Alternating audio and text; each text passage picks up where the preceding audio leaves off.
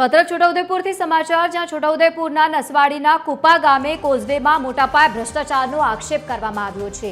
2 મહિના અગાઉ બનેલો કોઝવે 2 જ મહિનામાં તૂટી જતા લોકોને ભારે હાલાકી થઈ રહી છે।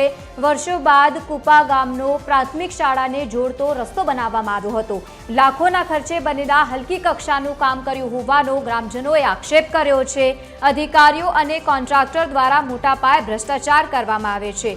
અધિકારીઓ કામગીરી વખતે સ્થળ પર તપાસ નથી કરતા હોવાનો પણ આક્ષેપ છે। તો બીજી તરફ કોન્ટ્રાક્ટરે હલકી ગુણવત્તાવાળું મટીરીયલ વાપરીને ભ્રષ્ટાચાર કરે છે તેવું પણ કહેવામાં આવ્યું છે।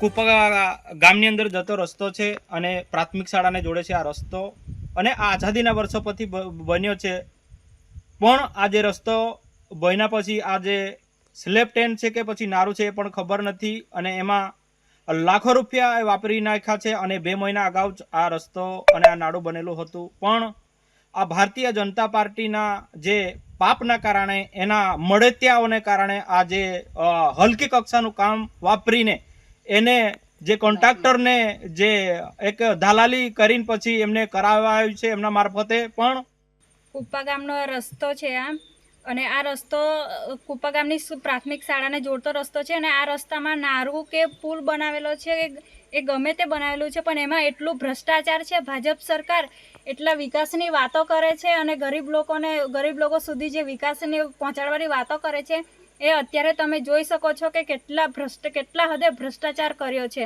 અત્યારે તમે આ જે પુલ જે બનાવ્યો છે એમાં એક સળિયો પણ નથી નાખ્યો, એમાં કંઈ કપચી પણ નથી અને ખાલી ફક્ત ને ફક્ત જે પથરા છે એ પથરા પર સિમેન્ટ પાથરી દીધી હોય એવી રીતના બનાવેલું છે। અને જે થાંભલાઓ બનાવેલા છે એ પણ એના અલગ અલગ એવી રીતના 10-12 ટુકડા થઈને પડેલા છે।